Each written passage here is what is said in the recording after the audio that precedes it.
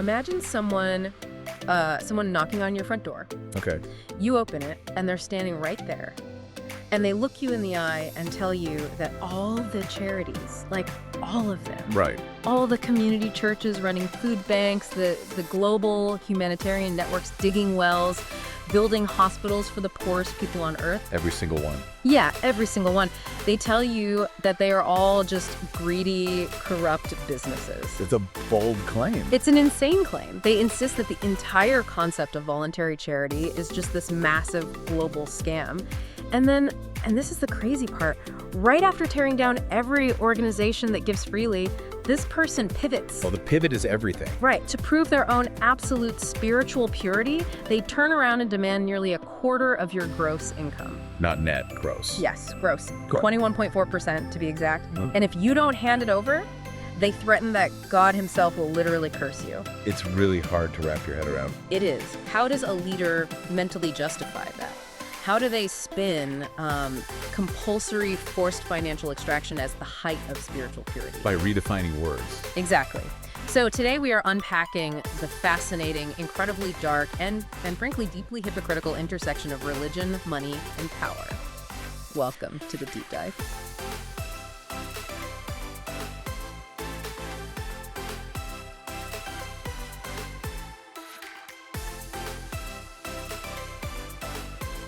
Really is a remarkable psychological study we have in front of us today. It is. Because as anyone who tracks high control groups knows, the way an organization frames money, and specifically how they extract it from the absolute most vulnerable people, that is always the ultimate tell. The ultimate red flag. Right. Today, we're looking at what I can only call a masterclass in psychological projection and manipulation. Yeah. We're going to examine how a leader can weaponize complex theology to extract resources from people living in extreme poverty, all while pointing the finger at traditional philanthropy and calling it corrupt. So to really understand the mechanics of this, we need to look at the source material driving our conversation today. Let's do it. We are breaking down a sermon titled Real Christians. It was delivered on February 21st, 2026 in Eugene, Oregon by a man named Jon Brisby. Jon Brisby? Yeah. Brisby is a minister for a group called the Church of God, the Eternal. Which is key here. Very key. Because this is a splinter group of the worldwide Church of God. And for those of you listening who know the history of high-control religious groups, the worldwide Church of God's theological DNA is practically built on financial exploitation. We really have to linger on that historical context for a moment. Please do. Because it colors every single word Brisby says in this audio.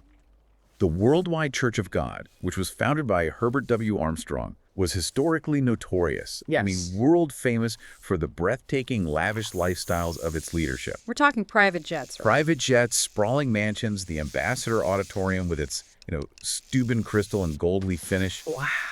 And all of it, every single cent of it, was funded by heavy, mandated tithes from everyday working class followers. That's the lineage. That is the lineage. This isn't just a random speaker we are analyzing. This is a leader operating within a framework that has a very well-documented systemic history of extracting vast wealth from its members while demanding total obedience. And what makes this specific sermon so compelling and honestly really difficult to stomach is the explicit target of his rhetoric. Yeah, the setting is vital. He hasn't just been speaking in Oregon, he has just returned from Kenya. Right. He is actually taking the notes from a sermon he delivered to an impoverished Kenyan congregation, notes that had to be translated in real time into the local Luo dialect. The Luo dialect, yes. And he is recycling that exact same message for his English-speaking American audience in Eugene. He's literally standing in front of Americans, bragging about what he just demanded from people living in a developing nation. Which brings us to the central thesis of his message, the hill he is violently choosing to die on. And it is quite a hill. Brisby launches this incredibly aggressive accusation that mainstream Christianity as a whole operates purely as a corrupt for-profit business model.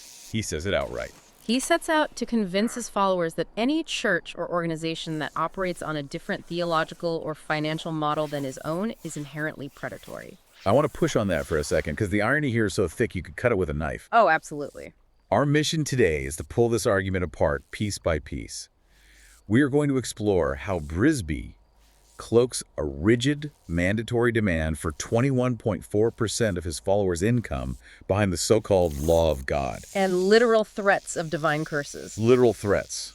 And we are going to vigorously contrast that with, and honestly, defend the Orthodox Christian model of voluntary grace-based charitable giving, which he seems to just deeply despise. The contrast is jarring from the very first minutes of the audio. It really is. You have a splinter of a notoriously wealthy, high-control cult accusing charity-focused Christianity of being a business. He brings up some statistics early in the sermon. Yeah, he points out that there are roughly 2.6 billion Christians globally. Which is about 32% of humanity. Right. And he claims, without a hint of irony, that this massive global population is viewed by mainstream churches merely as, and I'm quoting here, targets to make money off of. He's deliberately setting the stage. Setting himself up as the lone, heroic truth teller standing bravely against a massive global corporate conspiracy. He goes on this extended, highly cynical tirade about the history of religious work in Africa specifically. It's a cartoonishly evil picture he paints of Western missionaries. He actually borrows a term from his predecessor, Raymond Cole.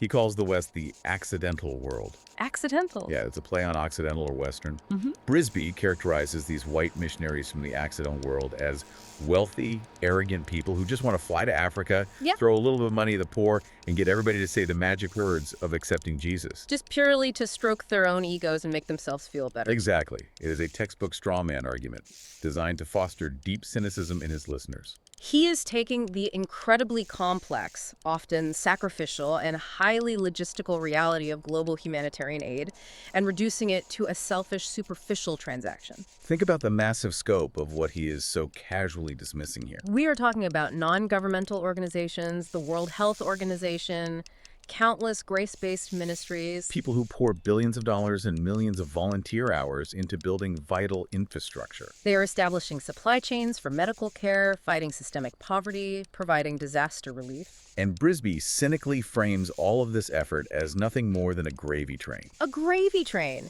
He actually claims that African pastors only seek alignment with Western churches because they want to secure a wealthy benefactor. He systematically strips away any possibility of genuine human compassion, shared faith, or altruism. And he replaces it entirely with a cold, transactional, follow-the-money narrative. You really need to pause here and defend the reality of global humanitarian networks because Brisby's framing is a wildly manipulative reversal of reality. It's gaslighting on a global scale. Mainstream Christianity, by and large, heavily emphasizes grace and voluntary charity.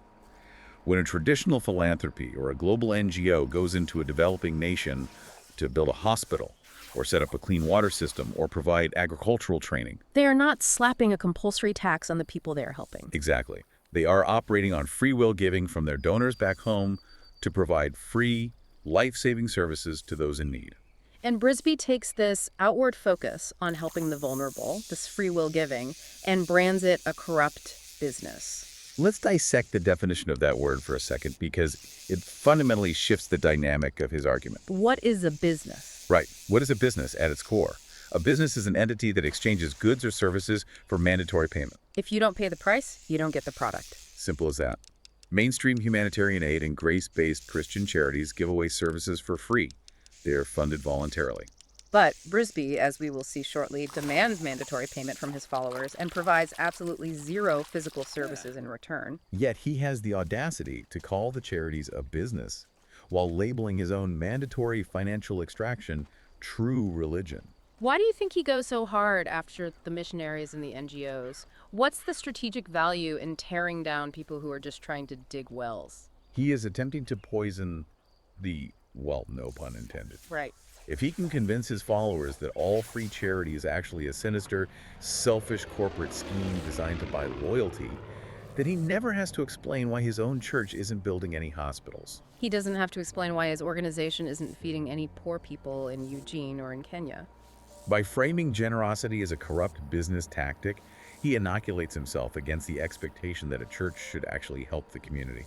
He actually says, the result are generations of Africans that have been raised to think their religion is a business. He claims that because these communities are used to receiving aid and having their physical needs met, they are somehow spiritually compromised. But this entire setup, tearing down other charities, poisoning the well, claiming everyone else, is just after money.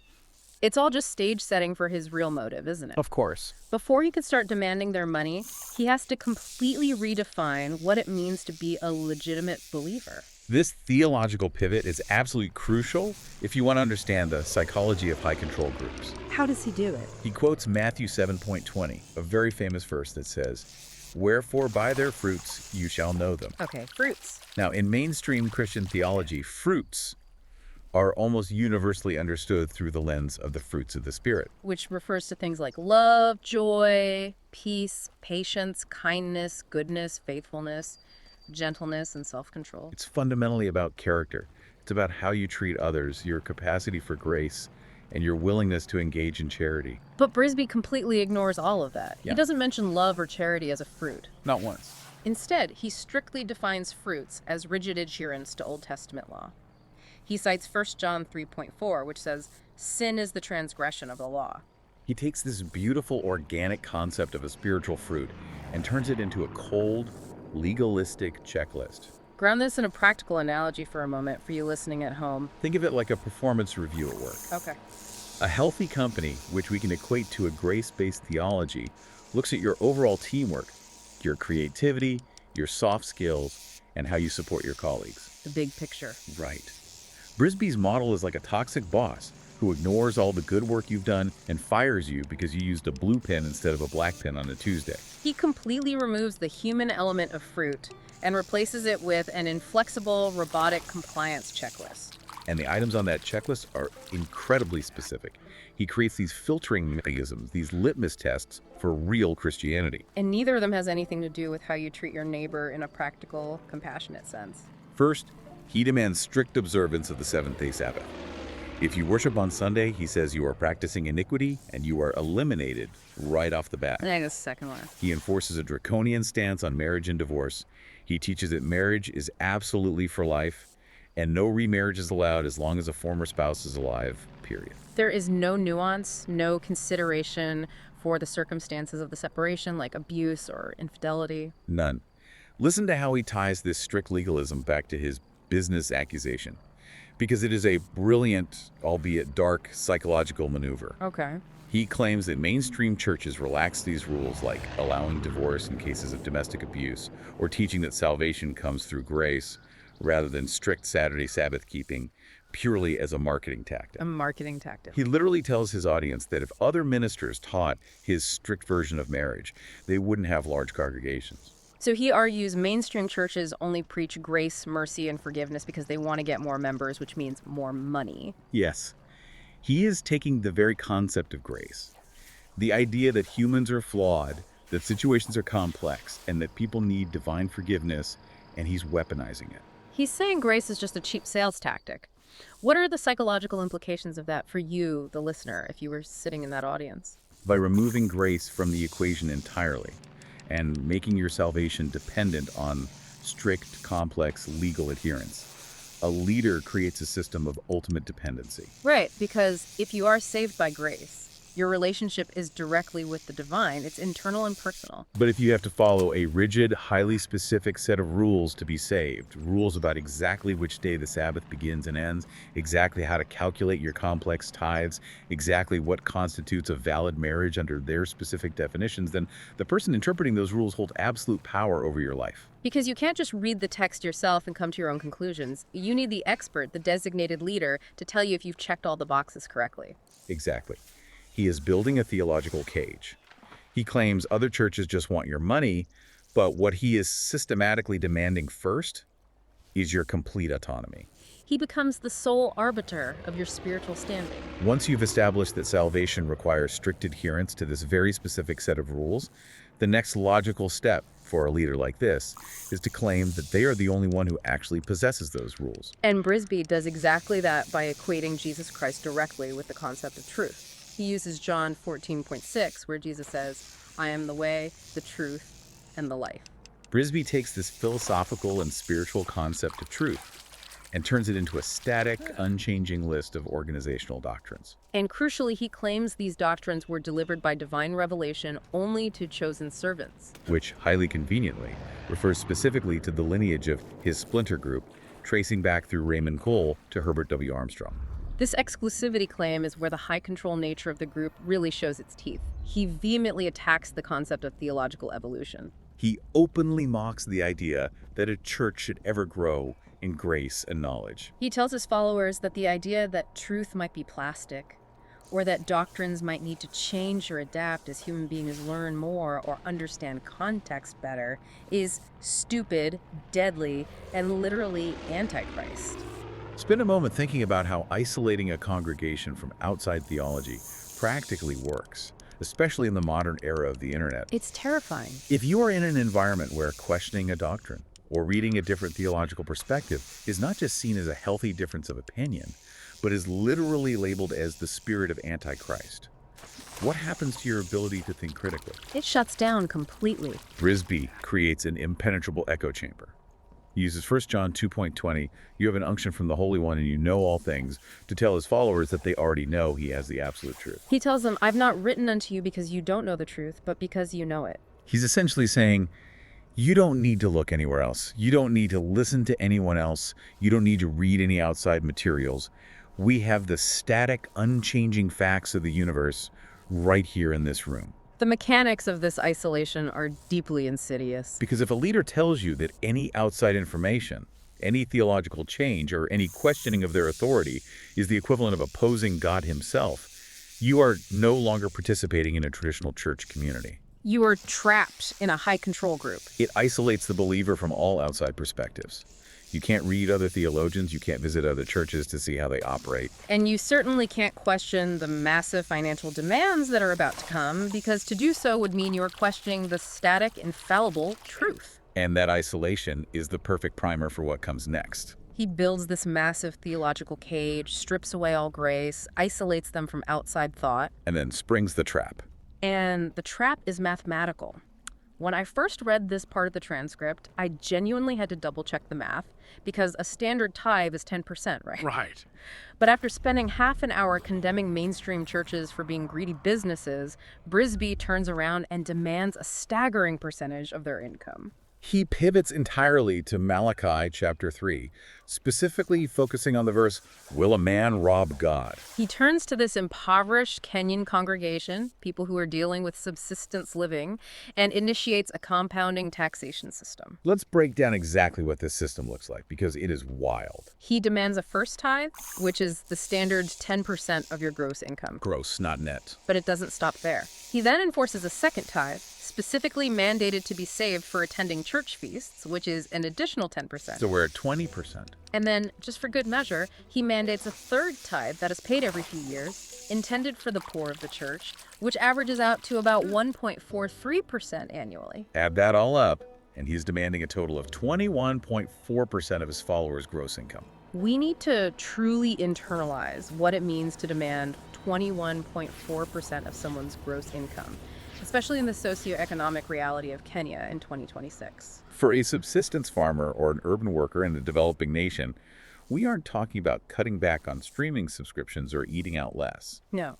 We are talking about the money required for basic caloric intake, safe shelter, and life-saving medical care. And he demands this off the gross, before any taxes or living expenses are paid. And what is a feast tithe, really? It means you have to stockpile another 10% of your meager income all year just to travel to a church-sanctioned religious festival, staying in church-approved accommodations. It is an immense burden that ensures the follower never has a chance to build independent wealth or security. But wait, how does he justify the optics of that to his American listeners? Doesn't that sound blatantly exploitative even to them? How does he enforce this without everyone just walking out of the room? He enforces it through sheer, unadulterated terror. The mechanism of enforcement isn't a polite request for support or a past offering plate.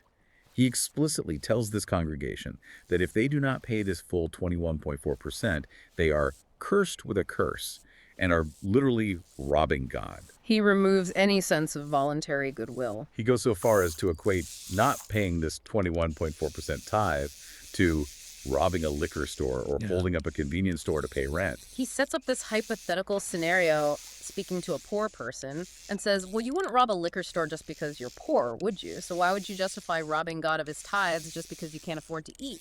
It is a staggering, deeply offensive false equivalence. It is coercive control operating at maximum capacity. This is the ultimate contrast we need to focus on, the core hypocrisy of his entire worldview. Brisby spends his time mocking traditional philanthropies and mainstream churches for operating on what he calls a for-profit business model.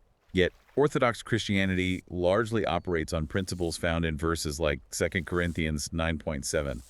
God loves a cheerful giver, and every man according as he purposeth in his heart.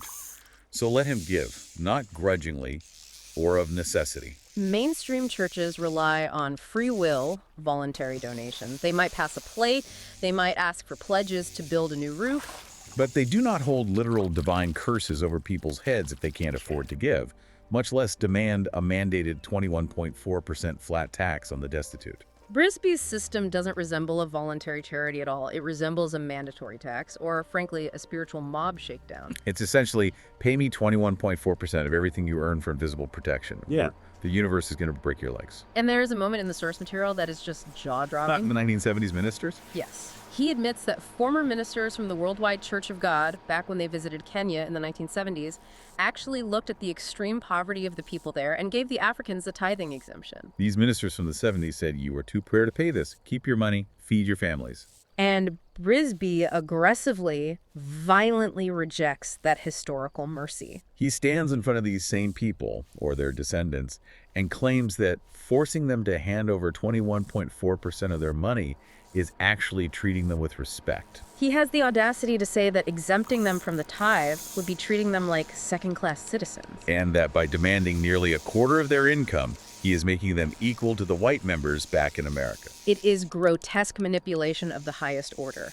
He is framing the financial extraction of the poorest members of his audience as a form of spiritual equality. He's telling them, I respect you too much to let you feed your children instead of paying me. How does anyone sit in the audience and absorb that? How does a mother or father hear that and not immediately walk out the door? They stay because of the psychological foundation he painstakingly laid in the first half of the sermon. Right. If you have been convinced that he alone speaks for God, that his specific rules are the only way to avoid being labeled an antichrist, and that your eternal salvation depends entirely on strict adherence to his interpretation of the law, then you are genuinely terrified of the curse. You don't see it as financial extortion. You see it as a desperate cosmic necessity for survival. Which brings us to the promise he makes to those who do pay, which is just as psychologically manipulative as the threat of the curse. He moves into dissecting the second half of Malachi 3, where God promises to rebuke the devourer. Brisby explains to his followers that this means if you pay your 21.4%, God will spare you from unexpected expenses. You're basically buying an invisible divine insurance policy. This is a classic tactic used in high-control environments, heavily relying on psychological phenomena like confirmation bias and operant conditioning. He tells them that if they pay, God will run interference in their daily lives. He'll protect your crops from blight, he'll protect your small business, he'll keep you from getting fired. But notice the brilliance of how he frames it. He says that you might receive a blessing and not even know it. You might have been spared from a horrible, unseen circumstance that would have cost you a bundle, and you have no clue it even happened. It's the ultimate unfalsifiable promise. It's a closed loop. If you pay the 21.4% and nothing bad happens, Brisby can say, see, the tithe worked. God rebuked the devourer just like I promised. If you pay the tithe and you still get a flat tire, or your roof leaks, or you get sick, well, the leader can just say, maybe you had a bad attitude when you gave it. Or maybe God spared you from an even worse disaster that you just couldn't see. And the really dark side of that coin is how he uses what he calls sob stories. He tells this chilling, highly specific anecdote about church members who diverted their tithe money to pay for a necessary car repair. He claims that because they cheated God out of the money to fix their vehicle, they lost their divine protection and were immediately struck by an even worse calamity. It's an abusive psychological trap. It preys entirely on the deep human desire for control in a chaotic, unpredictable world. When you are impoverished, life is incredibly precarious. One unexpected medical bill, one bad harvest, one broken tool can ruin your family. Brisby is selling them the illusion of control. He's looking at vulnerable people and saying, give me 21.4% and you can control the chaos. The devourer won't touch you. Let's look closely at the mechanics of this conditioning. It induces a state of constant low-level paranoia in the believer. Every single time a follower looks at their bank account, every time they face a genuine financial crisis, they have to second-guess their own survival instincts. If I pay this hospital bill for my child instead of sending my third tithe to the church headquarters, will God curse me with an even worse illness? It turns the concept of God into a vindictive, omnipresent debt collector. And again, we must aggressively contrast this with the Orthodox Christian concept of grace, where God's love, mercy, and protection are not subscription-based services that you are forced to purchase for 21.4% of your income. He has the nerve, the sheer gall, to stand there and say, I don't harp on tithing, I don't harangue you for money. He says this while literally telling them they are cursed, calling them robbers, and demanding nearly a quarter of everything they own. The cognitive dissonance is staggering. But believe it or not, we haven't even reached the peak of the hypocrisy yet. Because eventually, he has to address the elephant in the room. Right. If other churches are building hospitals and his church is extracting 21.4% from the poor, how does he justify giving nothing tangible back? The theological gymnastics he performs here truly deserve a gold medal in manipulation. He knows his followers can see the global humanitarian networks operating around them. He knows they can see the wells being dug and the clinics being built by the very people he calls corrupt businessmen. So he turns to Matthew 10.8, where Jesus sends the apostles out and says, "Freely you have received, freely give." Now, conventionally, historically, this is understood as a mandate for open-handed generosity, for helping the sick and the poor without expecting anything in return. But how does Brisby twist this? He claims that freely give only applies to giving the truth. He says the apostles didn't take money with them to hand out to people. Therefore, the church's job is not to hand out money, provide charity, or build infrastructure. He says, freely you have received the truth. Freely give that same truth. He completely strips the verse of any material philanthropy or physical compassion. So he uses freely give as a shield to justify why his church does not do widespread charity like the mainstream churches he hates. He's essentially saying, we freely give you our sermons. We freely give you our interpretation of the rules. That is your charity. But then, in the very next breath, he quotes another verse, "The workman is worthy of his meat," to insist that the members must financially support him and the church organization. It is a breathtaking double standard. He uses scripture to completely exempt himself and his organization from having to give anything material to his followers or the community, but he uses the very same text to demand that his followers give everything material to him. He says that the ministers were supposed to be supported by the ones they were ministering to. So, in Brisby's system, the flow of money is strictly one way, from the poorest people at the bottom, flowing entirely upward to the leadership. If you connect all the dots we've discussed today, it forms the perfect defense mechanism for a parasitic organization. First, you call the actual philanthropists corrupt businessmen, so your followers deeply distrust anyone who is actually helping them. Second, you define your own failure to help the poor as a mark of elevated spiritual purity. And third, you enforce your massive financial demands not as a transparent business transaction, but as a cosmic, unchanging law backed by the terrifying threat of divine disaster. It is an airtight system, as long as the follower never steps outside the echo chamber to question the core premise. Which is exactly why he has to label any external questioning as the spirit of Antichrist. It all loops back on itself. As we bring all these threads together, what we've looked at today is a masterpiece of psychological projection and coercion. You have a splinter group from a cult historically known for its immense wealth and luxury. This group has the audacity to accuse mainstream, charity-focused Christianity of being a business. Meanwhile, they are running a high-control system that extracts a mandatory 21.4% tax via divine threats from some of the poorest, most vulnerable people on the planet. It is a vital lesson in critical thinking that applies far beyond just theology. When you evaluate any organization, whether it is religious, corporate, political, or a wellness group, you have to look past their loudly broadcast claims of possessing the ultimate truth. Anyone with a microphone can claim to have exclusive truth. You have to look at the actual undeniable mechanics of how they operate. How do they handle dissent? Do they allow you to ask questions, or do they immediately label you an enemy or an antichrist? And most importantly, you have to look at where the money flows. Does it flow outward in the form of service, grace, and community uplift, or does it flow exclusively upward to the leader under the constant threat of punishment? The contrast we've explored today couldn't be starker. On one side, you have an orthodox model that, despite any human flaws, relies on free will offerings and explicitly funds massive global humanitarian aid. On the other side, you have Jon Brisby, demanding 21.4% from people who can barely feed their own families, telling them they are cursed by the universe if they buy groceries instead of paying his organization. And calling that the pure, unfiltered love of God.